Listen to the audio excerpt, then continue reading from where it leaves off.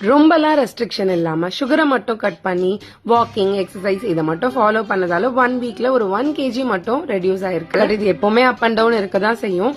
Tofu பத்தி கேள்விப்பட்டிருக்கீங்களா? அது இப்போ ரொம்பவே ட்ரெண்ட் ஆயிட்டு இருக்கு. பட் டேஸ்ட் என்னமோ ரொம்பவே ஓகேவா தான் இருக்கு. சரி, இன்னைக்கு டோஃபு புர்ஜி பண்ணி சாப்பிடலான்னு ட்ரை பண்ணேன். மத்ததை கம்பேர் பண்ணும்போது இந்த டேஸ்ட் ஓரளவுக்கு ஓகே தான். நீங்களும் வேணும்னா ட்ரை பண்ணி பாருங்க. மதியானம் லஞ்சுக்கு எல்லா வெஜிடபிள்ஸும் போட்டு ஒரு ஃப்ரைட் ரைஸ், புரோட்டீனுக்காக சோயாவை கொஞ்சமா ஊற வச்சு அதையும் குட்டி குட்டியா கட் பண்ணி சேர்த்துருந்தேன். வீட்டுல இருந்த சில்லி சாஸ், சோயா சாஸ், அதுக்கப்புறம் 50 கிராம்ஸ் ரைஸ் தான் ஆட் பண்ணியிருந்தேன். இந்த ரைஸ் இல்லாம கூட இது ரொம்பவே நல்லா இருக்கும். பட் நம்ம ரைஸ் சாப்பிட்டு பழகியாச்சு, அதனால கொஞ்சமா ரைஸும் சேர்த்து ஆட் பண்ணி சாப்பிட்டுருந்தேன். ஸ்டெப்ஸ், அதுக்கப்புறம் எக்ஸசைஸ் எல்லாத்தையும் கம்ப்ளீட் பண்ணி சாட்டர்டேவை முடிச்சாச்சு. சண்டே அன்னைக்கு மத்தியானம் பிரியாணி தான். ஈவினிங் ஃபங்க்ஷன் போக வேண்டியது இருந்தது. ஸ்வீட்டை நைஸா எடுத்து பக்கத்துல எங்க அம்மாவோட இலையில வச்சுட்டு மத்த எல்லாத்தையும் சாப்பிட்டுட்டு வீட்டுக்கு வந்தாச்சு. நான் சாப்பிட்ட விஷயமா இல்ல நான் போட்ட கிரீம் ஏதாவது எனக்கு ஒத்துக்கலையான்னு தெரியல. ஃபேஸ்லாம் அலர்ஜியாயி ஒரு மாதிரி லைட்டா வீங்கின மாதிரி ஆயிடுச்சு.